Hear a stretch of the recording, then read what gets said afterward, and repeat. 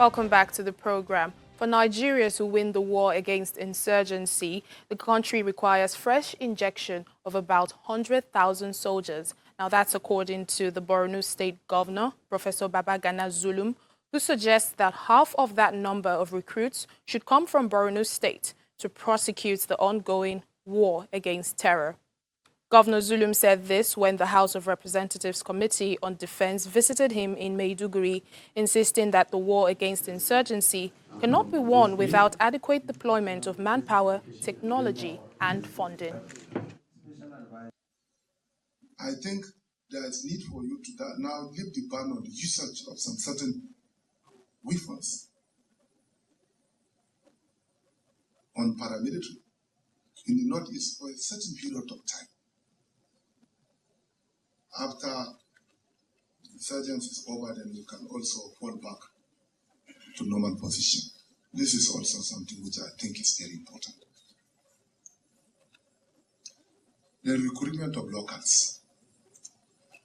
Kindly inform the Speaker as well as the Senate President that they should advise the federal government to do mass recruitment of up to 100,000 into the Nigerian army. How? They should come and recruit the locals, irrespective of whether they have the Western education or not. What was done during the Civil War? During the Civil War, many were recruited. And after some few years after the Civil War, they demobilized them. I think this is the only solution. We need to recruit not more than 50,000 from Borno State. We have able-bodied men and women that can join the Nigerian Armed Forces on an ad hoc basis. They can be trained and retrained. Apart from this one also, you can also go back, re-stress yourself and then look for the retired military personnel, policemen, and inject into the system. The acting chief executive of Kenya's biggest telecoms operator, Safaricom, says the telco will consider giving a contract to China's Huawei as it rolls out its fifth-generation network this year. Safaricom also plans to expand into neighboring Ethiopia, which is working to open up the state-run telecom sector. Kenya's biggest telecoms operator, Safaricom, will consider giving a contract to China's Huawei as it rolls out its 5G network this year. The United States government wants Huawei, which is one of Safaricom's network vendors along with Nokia, to be locked out of certain markets, including building of 5G networks in the United Kingdom and Europe. Well, the answer you're trying to let me give you is what will we do in terms of, the American statements about not using Huawei. We don't have that situation in Africa.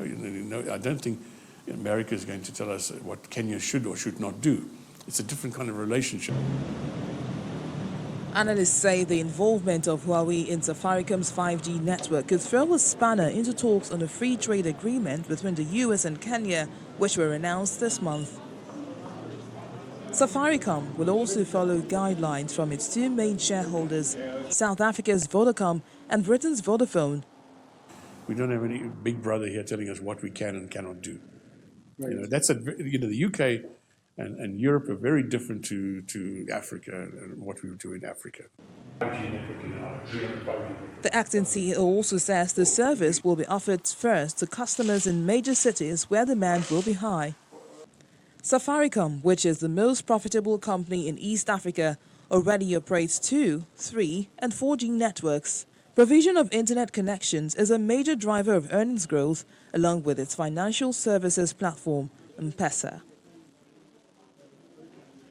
Let's head now to Sierra Leone to meet a gangster poet who swaps the streets for beats. Yusuf Kamara ran an infamous Freetown street gang, but today he is achieving acclaim as a poet, and he hopes to set an example to others. Yusuf Kamara, former gang leader from Sierra Leone's Give a Damn Gaza gang in the slums of Freetown. This is Exodus Lane, Gaza. As you can see, it's a very tight and narrow lane, but this is where I've done most of my gangster or my thug act, you know. I used to do my things here. The gang, known locally as a clique, chose the name because they give a damn about the streets and want things to change. Gaza refers to the Palestinian enclave in the Middle East, a strip of chaos, strife and constant struggle like in the weaving slums of Sierra Leone's capital. After quitting the gang 3 years ago, 27-year-old Kamara now hopes his journey to acclaim as a poet can offer an example to other wayward youths in Freetown, where increasing numbers are joining gangs modeled on the Blood and Crips of Los Angeles. Kamara has been published in several international poetry magazines and was invited last year to attend the African Writers' Conference in Kenya. It is a dramatic turnaround for someone who spent the majority of his life leading Give a Damn Gaza, a gang of several dozen members he founded as a teenager on Freetown's Exodus Lane. My future is clear in the poetry, and I don't want to keep this feeling to myself. I want to give back to colleagues, more especially the little youth. Like I said, I've spent more than 13 years on the street. He owes his dramatic turnaround to the Way Out Arts, a charity and media center co-founded by an English filmmaker in 2008, Hazel Chandler, to train homeless and underprivileged youths and give them a voice. In his poem, Rough Path, Yusuf Kamara reflects on his years selling drugs and stealing as the leader of a street gang in the Sierra Leone's capital, Freetown. Kamara said he understands the young people who come through Way Out, the place he himself came to look for an exit, tired of life on the streets. So seeing like the junior youth coming into the streets, rushing into the street activities, what will I do to stop this? Because I was just like them when I took the streets, and I've gained nothing, just pain, disappointment, jail, long time in prison. Oh my people, una come help me right now, una come help me. Kamara Gazbi now lives in a house with his young family, thanks to a grant Way Out helped him secure. He wants to start his own organization to help vulnerable young people build self-esteem and shift from crime to career. The challenge is pressing across Sierra Leone, a country still grappling with the legacy of a 1991 to 2002 civil war that killed an estimated 50,000 people. Dire economic conditions, including runaway unemployment, has led by many from the post-war generation to join gangs. Kamara thinks poetry can be a powerful tool in combating that trend by forcing young people to be honest with themselves.